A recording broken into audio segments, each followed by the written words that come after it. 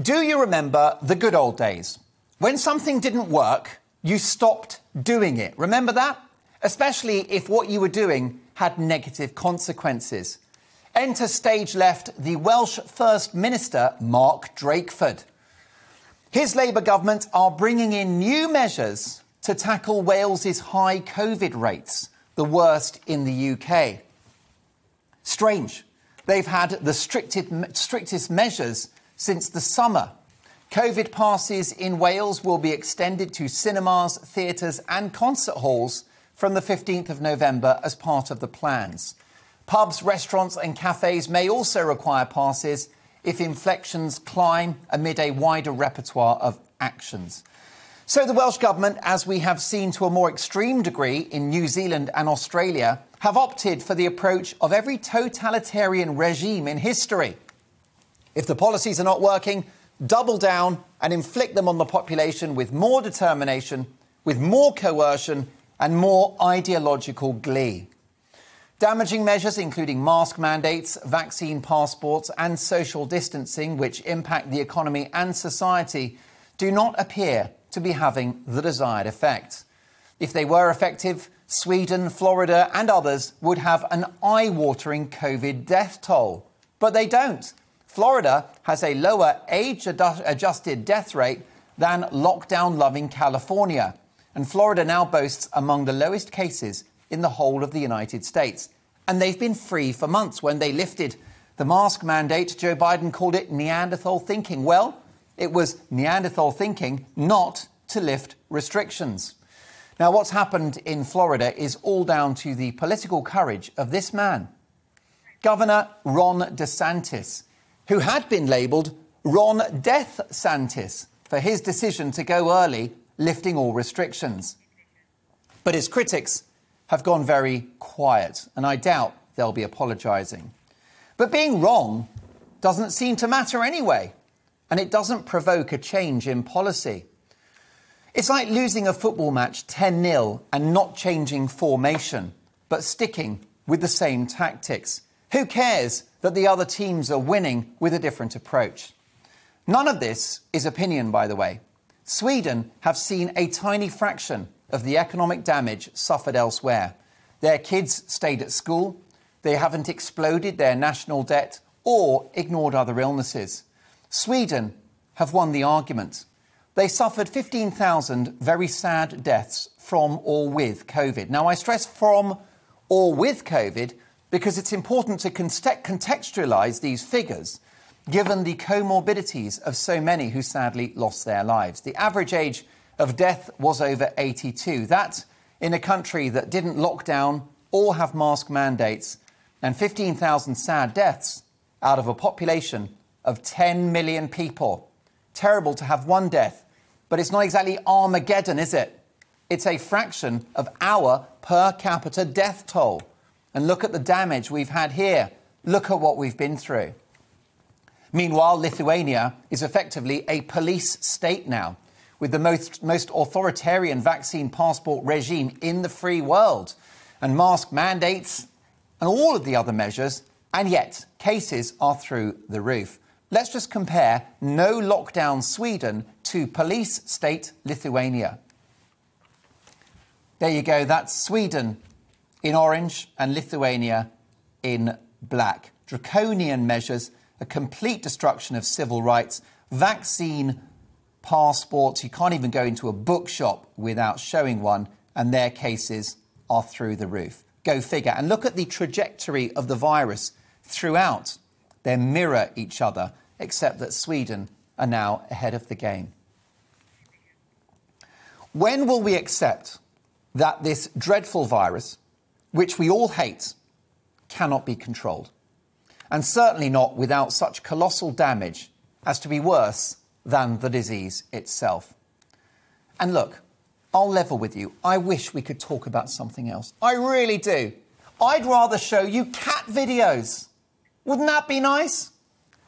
But as long as these policies remain a possibility, or in the case of beautiful Wales, now a sad reality, I have no choice but to speak out and to use this platform. Take my word for it, my life would be a lot easier if I hadn't spent the last year and a half asking what the hell we are doing. I've been attacked and I've lost friends. In this febrile atmosphere, speaking the truth or even quoting data feels like a criminal offence. Anyone that's supportive of lockdown and other COVID measures at this stage in the cycle, with the data in and with countries to compare to, needs their head examined. If you still back future restrictions, you either have no information, no brain, or no empathy. Just last week, figures in the Labour Party and in the media were calling for Plan B, but since then, cases have continued to fall. Cases fell after Freedom Day, which Keir Starmer called reckless. Well, it was reckless to suggest that we shouldn't unlock.